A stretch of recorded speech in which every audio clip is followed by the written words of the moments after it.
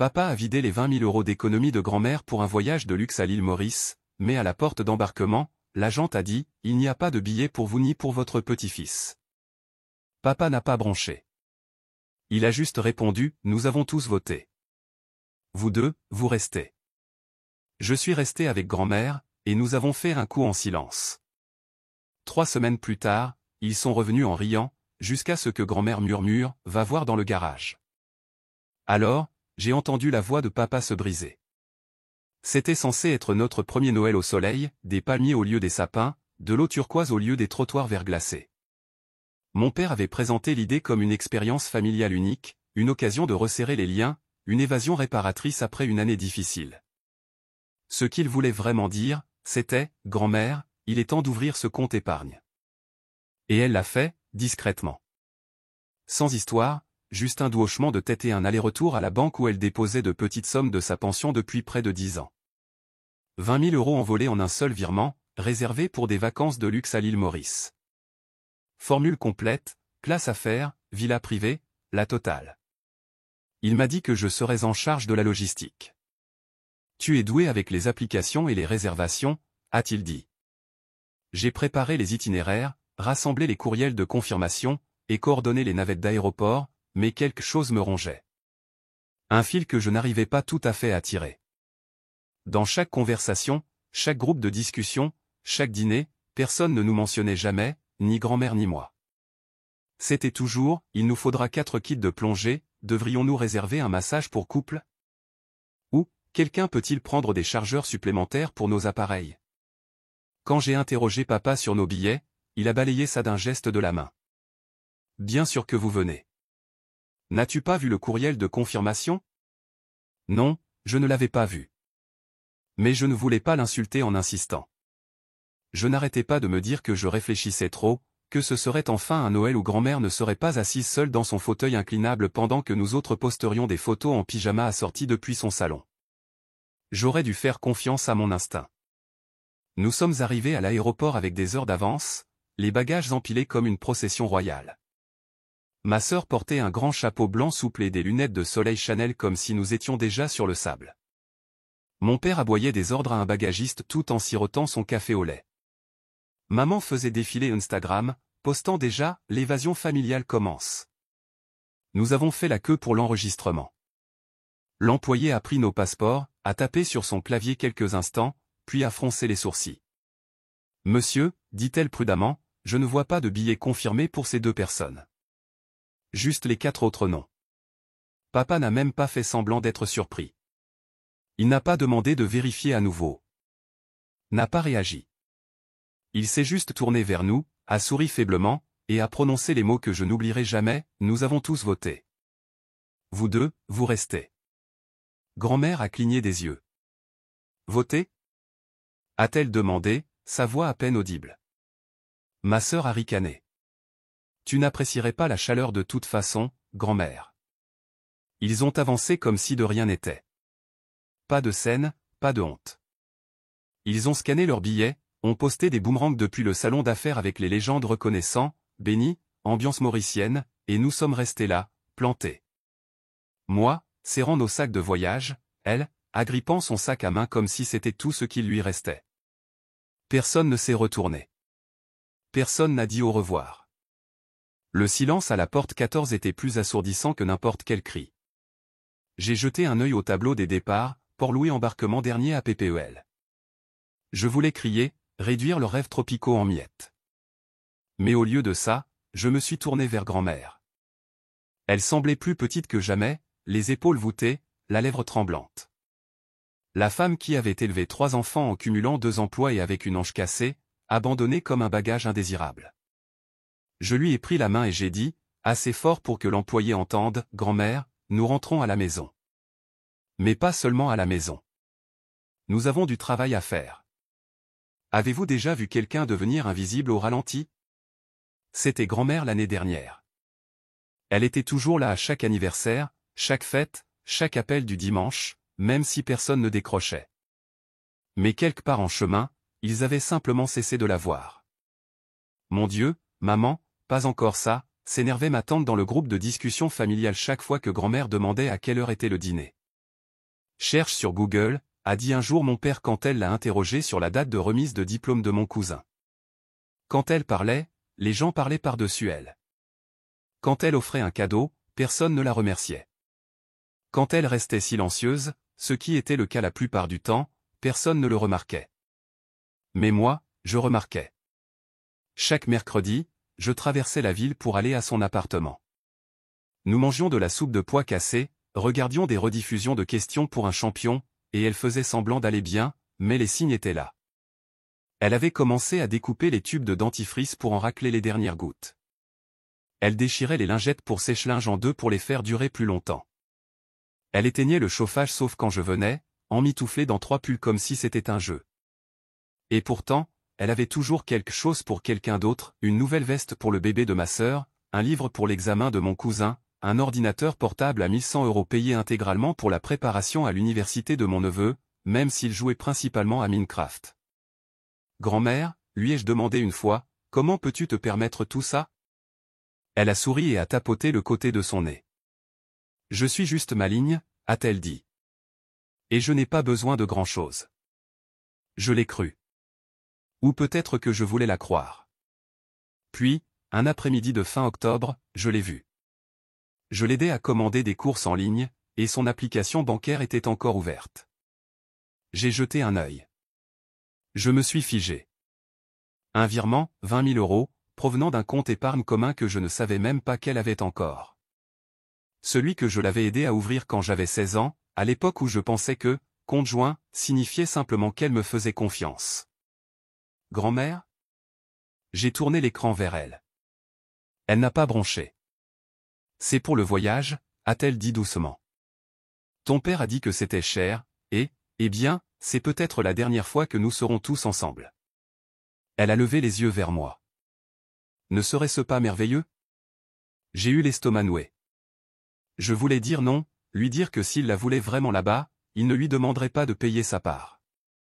Que si c'était vraiment une question de famille, ça ne viendrait pas avec une facture. Mais elle avait l'air si fière, comme si elle faisait quelque chose de significatif. Alors, j'ai souri et j'ai dit, ce sera magnifique, grand-mère, even took everything in me screamed otherwise. Le matin du vol, nous nous sommes tous retrouvés sur le parking de l'aéroport. Papa aboyait de nouveaux désordres. Ma sœur distribuait des chapeaux assortis sur lesquels on pouvait lire « Magie de Maurice 2025 ». Même les plus jeunes avaient des étiquettes de bagages personnalisées. Tout était parfait, sauf que personne n'a demandé si grand-mère avait besoin d'aide avec ses sacs. Sauf que personne n'a dit « Ça va, maman ?» quand elle s'est arrêtée pour reprendre son souffle. Sauf que personne ne lui a gardé une place dans le salon d'affaires.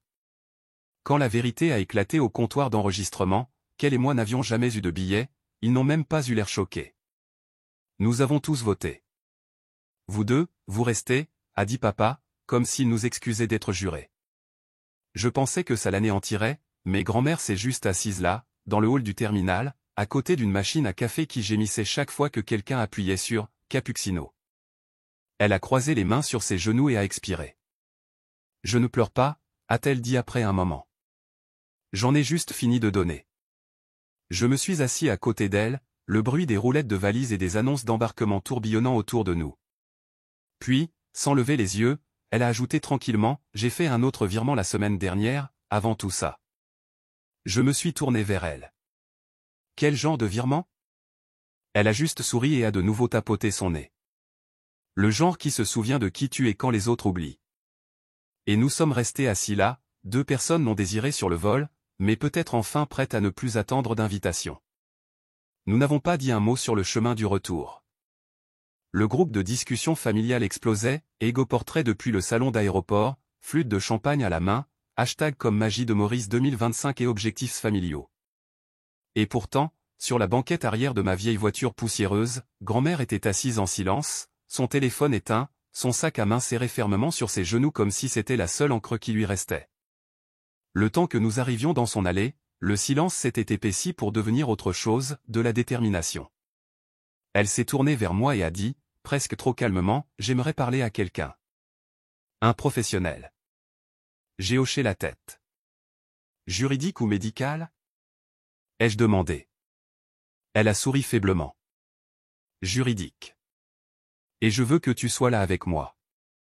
3 jours plus tard, nous étions assis en face d'un avocat spécialisé en immobilier dans un minuscule bureau qui sentait le papier et l'amande poivrée.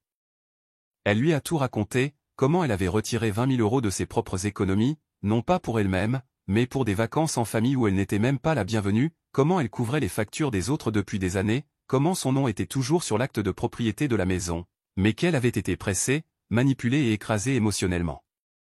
L'avocat a écouté, a hoché la tête, puis s'est tourné vers moi.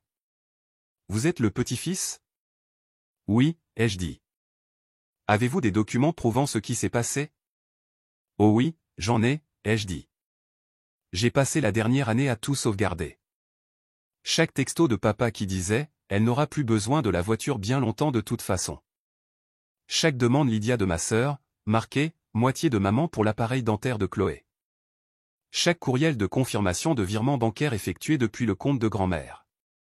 J'ai remis un dossier rempli de relevés, de captures d'écran, et même une liste manuscrite que grand-mère avait faite, détaillant chaque cadeau d'anniversaire, prêt et service qu'elle avait rendu au cours de la dernière décennie.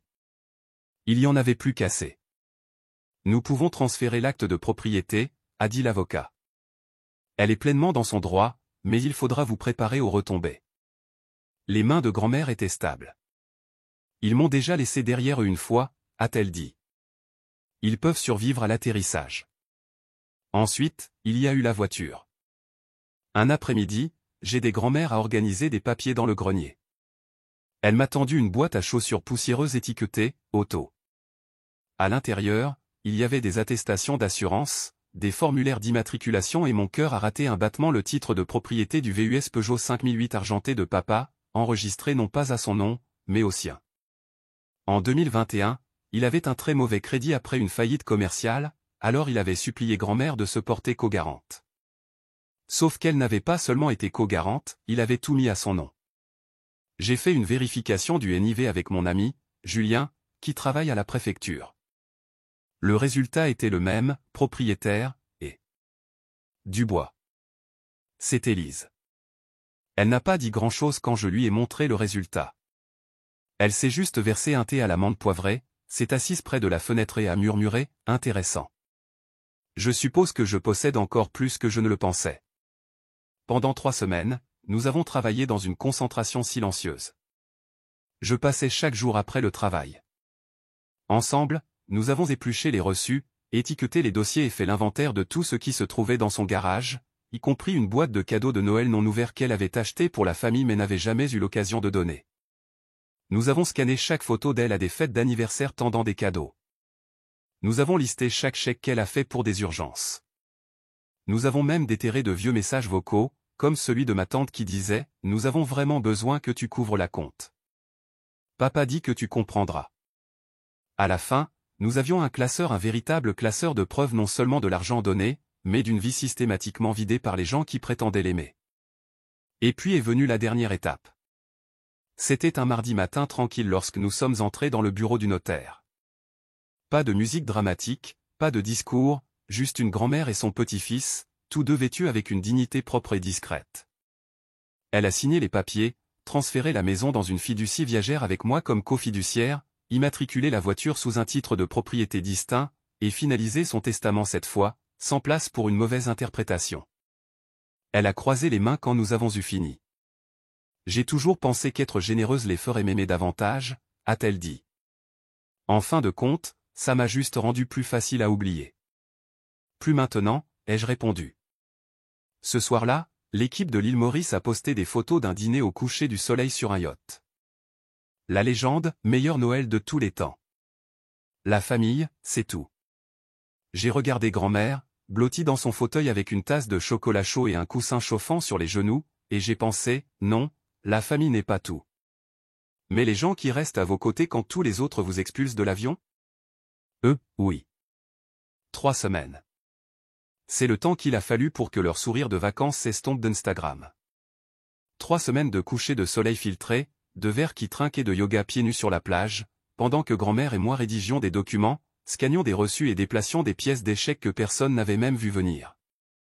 Le jour de leur atterrissage, j'étais dans sa cuisine en train de resserrer le pied desserré de sa chaise de salle à manger. Nous avons entendu le moteur du Peugeot 5008 de mon père arriver, bruyant, fier, le soleil scintillant dans l'allée. J'ai jeté un œil à grand-mère. Elle n'a pas bronché, a juste siroté son thé et s'est levée avec une grâce qui ne demandait pas d'attention. Ils sont entrés comme une parade, bronzés, rieurs, bruyants. Ma sœur a fait irruption la première par la porte d'entrée, traînant sa valise à roulettes et portant toujours son bracelet de l'hôtel. « Oh, il fait si sec ici », a-t-elle gémi. « Grand-mère, tu dois visiter l'île Maurice un jour. » Ce spa, oh mon Dieu. Puis elle s'est tournée vers moi.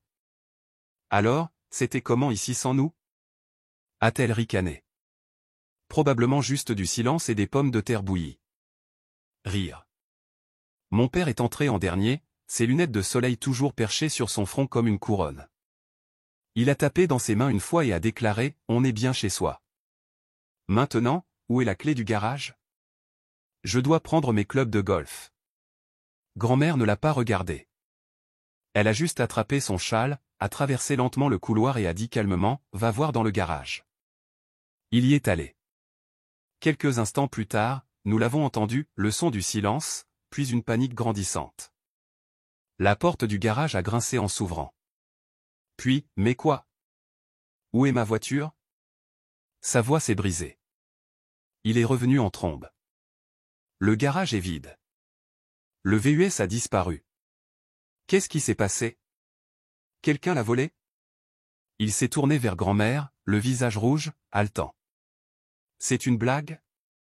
Tu as laissé la porte ouverte pendant notre absence. Elle n'a pas répondu. Moi, si. Je me suis dirigé vers la table de la cuisine, j'ai pris un dossier manille et je l'ai ouvert lentement, délibérément, comme une pièce à conviction. À l'intérieur se trouvait le transfert de titre de propriété, la confirmation de vente et un chèque certifié au nom de grand-mère. La voiture, ai-je dit calmement, n'a jamais été à toi.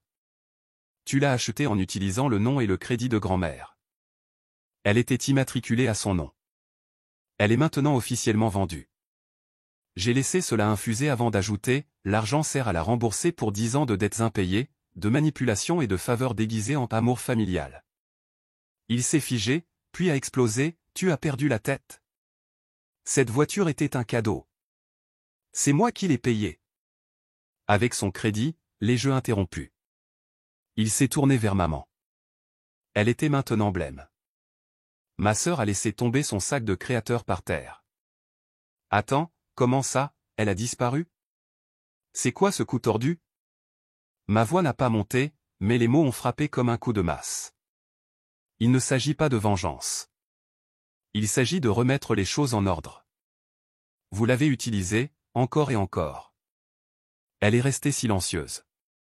Pas moi. Il s'est jeté vers le dossier, mais j'ai reculé. Ne fais pas ça. Tu ne l'auras pas. Il s'est tourné vers grand-mère. Maman, dis-lui d'arrêter. Ça va trop loin. Tu le laisses attaquer sa propre famille. Elle l'a regardé. Vraiment regardé.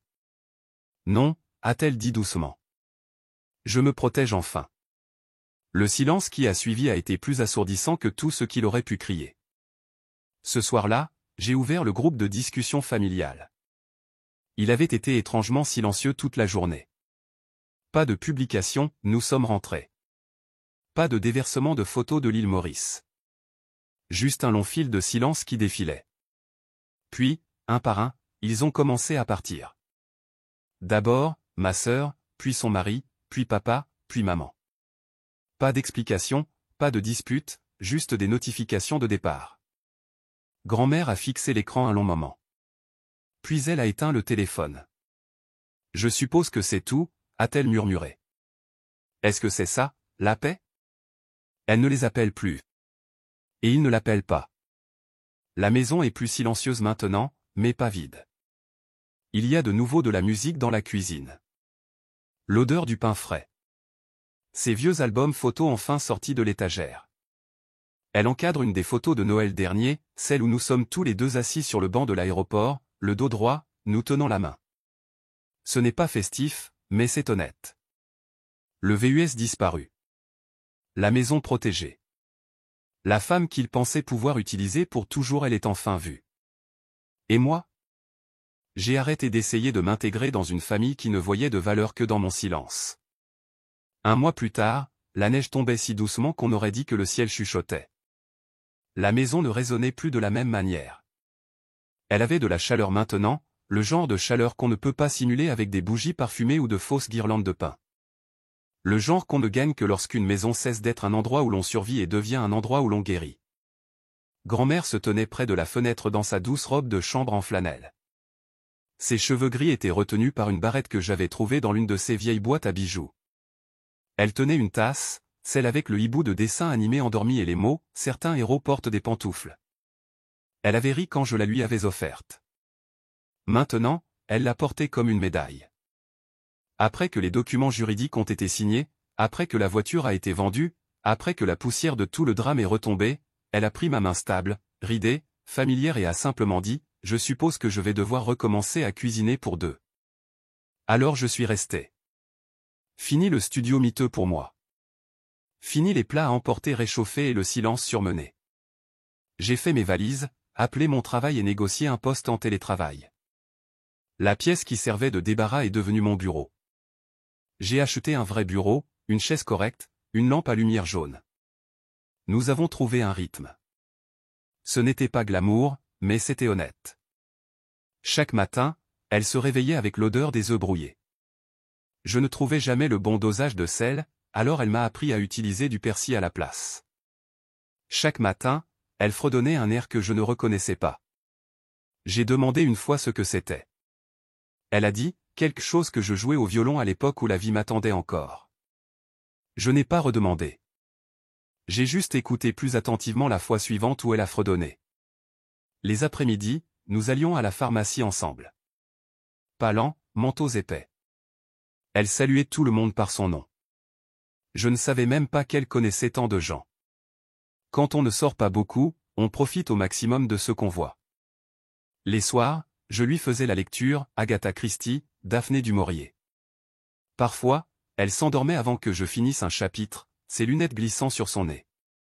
Parfois, je continuais à lire quand même, juste pour le son de ma voix dans une maison qui avait été trop silencieuse. Dans le jardin, là où le Peugeot 5008 de papa brillait autrefois comme un trophée, nous avons construit quelque chose de mieux. Un banc. En bois, simple. Nous l'avons peint en rouge cerise, la couleur qui, disait-elle toujours, lui rappelait la cuisine de sa mère. Puis nous avons ajouté une plaque en laiton, que j'avais fait graver dans une petite boutique du centre-ville, un siège pour ceux qui n'ont pas été invités, mais qui sont restés quand même. Elle a pleuré en la lisant. Pas fort, pas de façon dramatique, juste une seule larme qu'elle a essuyée avec la manche de son cardigan avant de s'asseoir. Noël est arrivé comme un murmure.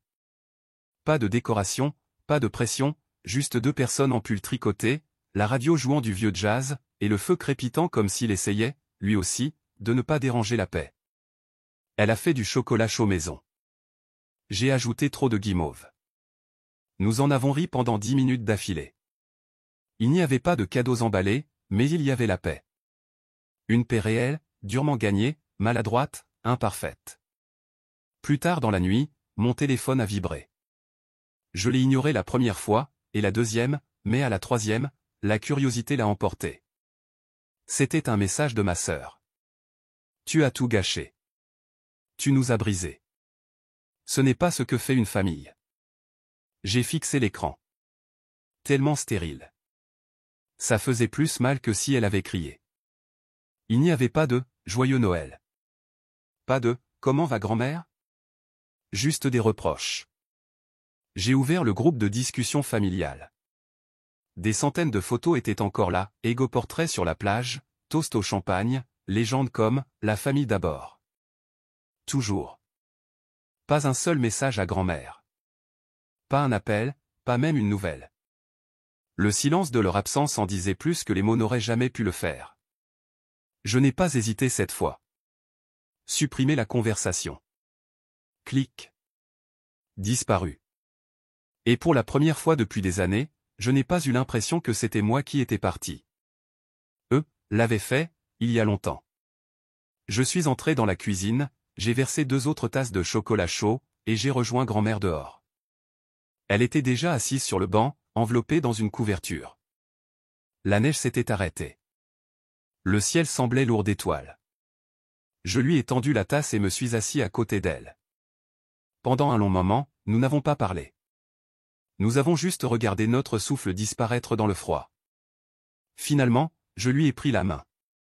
Chaude, stable. À moi maintenant, grand-mère, ai-je dit doucement. Je ne t'ai pas sauvé. Je t'ai juste donné la seule chose dont personne n'a jamais pensé que tu avais besoin, un cadeau que tu méritais vraiment. Elle n'a pas pleuré cette fois. Elle a juste penché la tête sur mon épaule et a murmuré, tu es resté. C'est tout ce que j'ai toujours voulu. Ils peuvent garder leurs hôtels, leurs photos filtrées, leurs fausses unités. Nous ne sommes pas allés au paradis cette année. Nous sommes restés à la maison. Et en restant, nous avons trouvé quelque chose de plus grand que n'importe quel île ne pourrait offrir. Nous avons trouvé la dignité. Nous nous sommes trouvés. Et c'était le cadeau que personne n'attendait. Je ne m'attendais pas à ce que cette histoire se termine ainsi. Honnêtement, je pensais que j'allais juste raccompagner grand-mère à la maison et peut-être l'emmener manger des crêpes le lendemain matin. Mais quelque part entre ce banc d'aéroport et ce garage vide, quelque chose a changé. Et si vous écoutez encore, peut-être que quelque chose a changé en vous aussi. Parce que cette histoire, ce n'est pas seulement une histoire de voiture, de voyage ou de compte en banque. C'est une histoire sur le fait de voir l'invisible. C'est ce qui se passe lorsque nous arrêtons de nous demander, que nous doivent-ils? Et que nous commençons à nous demander, qui est resté à nos côtés, même quand personne d'autre ne le faisait. Si vous avez déjà été la place oubliée à table, si vous avez déjà vu quelqu'un que vous aimez tout donner et ne rien recevoir en retour, alors vous le savez déjà, le silence n'est pas la paix. C'est l'écho de tous les « merci » que nous n'avons jamais dit. Alors voici le mien, merci, grand-mère, de ne m'avoir jamais fait sentir comme un plan de secours. Cette fois, je t'ai choisi en premier. Maintenant, je veux vous entendre. D'où nous écoutez-vous? Laissez un commentaire. Faites-nous connaître votre ville ou votre pays. Voyons jusqu'où cette histoire peut porter. Et si quelqu'un vous est venu à l'esprit pendant que vous écoutiez quelqu'un qui méritait plus que ce qu'il a eu, envoyez-lui un message, appelez-le, allez le voir. Parce que peut-être qu'il attend encore sur ce banc, se demandant si quelqu'un se souvient. Et peut-être qu'aujourd'hui, cette personne, c'est vous. Merci d'avoir écouté, et merci d'être le genre de personne qui reste jusqu'à la fin.